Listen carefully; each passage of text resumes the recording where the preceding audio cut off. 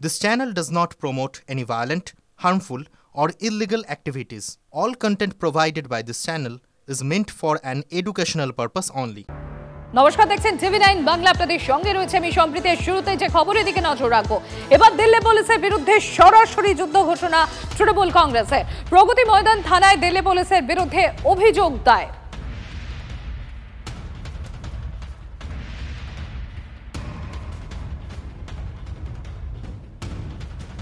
যেভাবে তাদের উপর অত্যাচার করা হয়েছে, এক মহিলাকে তুলে নিয়ে গিয়ে মারা হয়েছে, তার বাচ্চাকে মারা হয়েছে, তাদের কাছ থেকে তোলাবাজি হয়েছে, প্ররোচনামূলক কথা বলা হয়েছে, হুমকি দেওয়া হয়েছে।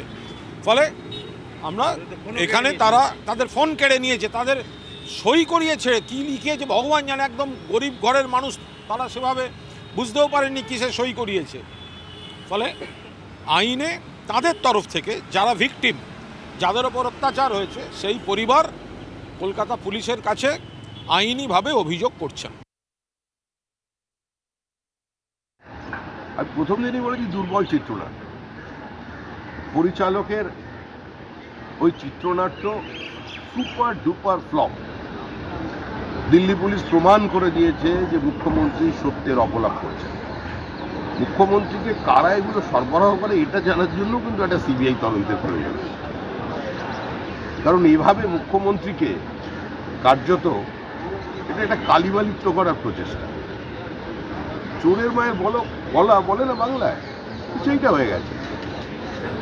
এখন যতই চেষ্টা করুন ফিরোজ হাকিম ওখানে নিয়ে গিয়ে প্রমাণ করতে যে দিল্লি পুলিশ মিথ্যাচার করছে, এটা সম্ভব না। সমস্ত রেকর্ড আছে। দিল্লিতে মালদার পরিযায়ী শ্রমিককে কি হেনস্থা করেছে দিল্লি পুলিশ? দাবি পাল্টা দাবি ঘিরে এখন বিতর্ক তুঙ্গে। মুখ্যমন্ত্রীর দাবি দিল্লি পুলিশ খারিজের পর এবার দিল্লি পুলিশের দাবি নস্যাৎ করল তৃণমূল কংগ্রেস। অভিযোগকারিণীকে সঙ্গে নিয়ে দিল্লি পুলিশকে তোপ তৃণমূল কংগ্রেসে। কলকাতায় এসে দিল্লি পুলিশের বিরুদ্ধে বিস্ফোরক অভিযোগ সাজনুর পারভিনের।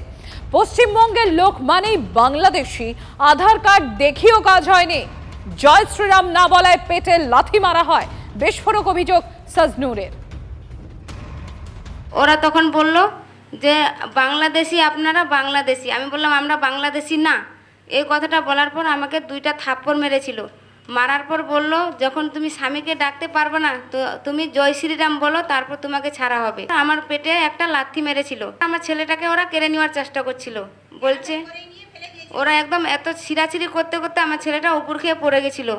আর কানের মধ্যে ওরা থাপ্পড় দিয়েছিল, কান থেকে রক্ত পড়ছিল, কানে আচরণ এখনও আছে, আর মাথাটা ফুলে গেছিলো পড়ে যেয়ে। তখন আমাদেরকেও হুমকি দিল, 25,000 টাকা দিলে ছাড়বো, না হলে ছাড়বো না। থানায় নেওয়ার পর আরও অত্যাচার শুরু করে দিল। বললো তোমরা পশ্চিমবঙ্গের লোক মানেই তো বাংলাদেশি, পশ্চিমবঙ্গ মানেই বাংলাদেশি। আমরা ভয়ে জান নিয়ে পালিয়ে এসেছি। হ্যাঁ, সই তো অনেক জায়গায় করিয়েছে, অনেক জায়গায়, বলার শেষ নাই। আমাদেরকে কিচ্ছু বলেনি, ওরা সাইন করিয়ে নিয়েছে। এই জায়গাটাতে আমাকে ধরে নিয়ে গেছিল, সেই জায়গাটা ওরা সিসিটিভিতে দেখাচ্ছে না। যেখানে ওরা টাকাটা যেখানে নিয়েছে ওটাও জিনিসটা দেখাচ্ছে না। যখন আমি বাড়ি ফেরত আসছি ওই ভিডিওটা দেখাচ্ছে, আর যখন নিয়ে যাচ্ছে ওই ভিডিওটা দেখাচ্ছে না। আর ওরা আমাদেরকে হুমকি দিয়ে ছেড়েছে, ওখানে যেয়ে কিছু বললে জেল হবে। বাংলা বললেই হাট যাও, বাংলা বললেই তাকে বাংলাদেশি হয়। ইভেন এমন কথা ওনাদের কাছ থেকে শুনলাম যেখানে মমতা ব্যানার্জিকেও বাংলাদেশি বলা হয়েছে। ভারতবর্ষ ভাঙার চেষ্টা দয়া করে মোদি এবং অমিত শাহ করবেন না। এটা আমাদের কনস্টিটিউশনাল অ্যাপ্রুভ ভাষা। এই ভাষাকে অবমাননা করতে পারেন না। দিল্লি পুলিশের বাপের ক্ষমতা নেই যে বাংলা ভাষাকে কনস্টিটিউশনালের যে আমাদের স্বীকৃত ভাষা তার থেকে সরিয়ে দেওয়ার। ছবি তো ভিডিও মিথ্যে কথা বলতে পারে না। ওনারা বলেছিলেন, ক্লেম করেছিলেন যে পুলিশ ওনাদেরকে ঘর থেকে বের করে নিয়ে এসেছিল। সিসিটিভি তো পরিষ্কার দেখা যাচ্ছে, 12:30টার সময় তারা বেরিয়ে এসছে। পুলিশের কাছে কনফেস করেছে তারা যে আমরা টাকা নিয়ে, আমরা আমাদের আত্মীয়র কথায় এই সমস্ত মিথ্যে কথা বলেছি। মুখ্যমন্ত্রী মিথ্যেবাদী প্রমাণিত হয়ে গেছে। এখন তাদেরকে ভয় দেখিয়ে চেষ্টা করছে তৃণমূল কংগ্রেস। আর এত দুঃখ কদর কেন? মুসলমান বলে, মুসলমান ভোট ব্যাংকের জন্য। পুরোটাই তো মুসলমানদেরকে নিয়ে ওদের মাথা ব্যথা, অন্য কারণ নিয়ে ওদের মাথা ব্যথা নেই। ওদের উদ্দেশ্য একটাই, পশ্চিমবঙ্গের মুসলিম ভোটকে বাড়িয়ে ক্ষমতায় টিকে থাকা। কিন্তু গাধাগুলো এটাও বুঝতে পারছে না যে যখন এই মুসলিম পার্সেন্টেজটা 45% হয়ে যাবে তখন কোনো ব্যানার্জি, চ্যাটার্জি, সেন, ঘোষ, বৈদ্যি কেউ মুখ্যমন্ত্রী থাকতে পারবে না। দিল্লি পুলিশের তরফ থেকে কি বলা হচ্ছে, তাদের বক্তব্য কি শুনুন। इसमें टेक्निकल और लोकल इंटेलिजेंस के आधार पर हमने जितनी भी इसमें सीसीटीवी ट्रेल्स थी और इसमें सीडीआर एनालिसिस के तहत हमने इसमें काफी एविडेंसेस गैदर किए और उन एविडेंस के आधार पर ये पता लगा कि ये सारी जो कहानी जो इस लेडी ने बताई वो बेबुनियाद है, इसमें कोई फैक्ट्स था ही नहीं। इस लेडी और इसके हस्बैंड को जब हमने इन फैक्ट्स के साथ कन्फ्रंट कराया तो इन्होंने ब्रोक डाउन। हमें जब इनसे पूछताछ करी और सस्टेन इंटेरोगेशन करी तो इन्होंने बताया कि इनके कोई रिलेटिव हैं जो मालदा डिस्ट्रिक्ट वेस्ट बंगाल में रहते हैं और एक पॉलिटिकल वर्कर है। उनके कहने पे इन्होंने एक ये बेबुनियाद और बेसलेस वीडियो बनाया। इस वीडियो बना के ये जो वीडियो है ये उन्होंने अपने अंकल को वहां पर भेज दिया और वहां पर इन्होंने लोकल मीडिया में इसको सर्कुलेट करके इसको वायरल कर दिया कि ये जो पूरा वीडियो है ये बेसलेस है, फैब्रिकेटेड है, इसमें कोई भी सच्चाई नहीं है।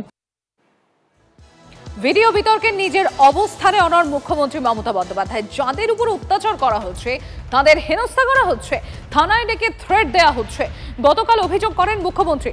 শুনুন।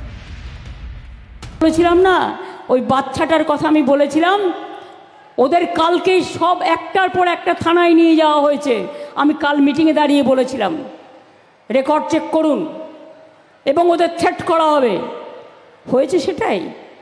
এরপর আমরা চাইবো তারা ফিরে আসুক, আমরা চাইবো ফিরে আসুক। বাদ বাকিটা কে মিথ্যে বলছে আর কে সত্য বলছে সে তো সত্যি কথাই প্রমাণিত হয়ে যাবে। গুরগাঁও বাংলা পরিযায়ী শ্রমিকদের সঙ্গে সাক্ষাৎ তৃণমূলের প্রতিনিধি দলের 5 সাংসদ পৌঁছে যান গুরগাঁওয়ের বাঙালি বস্তিতে। সেখানে বাংলা শ্রমিকদের হরিয়ানা পুলিশ নির্যাতন করছে বলে অভিযোগ। TV9 বাংলার ক্যামেরার সামনে অভিযোগ করেন শ্রমিকরা, আর সেই শ্রমিকদের সঙ্গে কথা বলেন তৃণমূল সাংসদরা।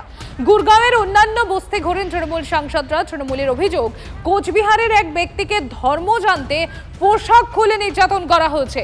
তৃণমূলের আরও অভিযোগ, রাতের অন্ধকারে বিনা নম্বর প্লেটের গাড়িতে এসে সাদা পোশাকে পুলিশ পরিচয় দিয়ে হেনস্থা করা হচ্ছে বলে অভিযোগ। বাঙালিদের সার্বিক পরিস্থিতি সম্পর্কে রিপোর্ট তৃণমূল নেত্রী মমতা বন্দ্যোপাধ্যায় এবং সর্বভারতীয় সাধারণ সম্পাদক অভিষেক বন্দ্যোপাধ্যায়ের কাছে জমা দিতে চলেছেন তৃণমূল কংগ্রেসের এই 5 সাংসদ। হরিয়ানা পুলিশ কোনো সাপোর্ট করছে না আমাদেরকে, কোনো সাপোর্ট করছে না। বাঙালি কথা বললেই যে শুনছে বাঙালি बोल के ना इतना गंदी गंदी बात करता, क्या बताऊं सर। রাজবংশী বাংলা ভাষায় কথা বলেন এরা সকলে। এনাকে তুলে নিয়ে গিয়ে সন্দেহ হয়েছে, ইনি বলছেন ভোটার কার্ড দেখিয়েছেন, আধার কার্ড দেখিয়েছেন, তা সত্ত্বেও পোশাক খুলে নিয়ে দেখেছে যে হিন্দু না মুসলিম। আমরা কোন ভারতবর্ষে আছি? ওরা বারবার করে বলছে যে আমরা কি অন্যায় করেছি ভারতীয় নাগরিক, এবং ওদের বলছে যে আপনারা কোন ভাষায় কথা বলেন, বলে আমরা বাংলা ভাষায়। বাঙালি মানে বাংলা ভাষায় কথা বললে বলছে বাঙ্গাল, চলো চলে যাও ইহা সে ও বাংলাদেশ মে। ফির ওদের জিজ্ঞাসা করছে তোমরা ভোট দাও কাকে, বলছে আমরা পশ্চিমবাংলার মানুষ, আমরা পরিযায়ী, আমরা পেটের জন্য রুজি রোজগারের জন্য এখানে এসে কাজ করে খাই, কিন্তু আমরা ভোট দিই মমতা ব্যানার্জিকে। কেন ভোট দাও তাহলে? চলো এখান থেকে চলে যাও, বাংলাদেশে চলে যাও। আর এখানে কথা বলতেছে, এখানে কথা বলতে হলে গুজরাটিতে কথা বলতে হবে। এগুলো সমস্ত কিছুই অপপ্রচার, কারণ হরিয়ানার পুলিশরা গুজরাটি জানেই না। যারা গুজরাটি শুনলে বুঝতেই পারবে না গুজরাটিতে কে কি বলছে।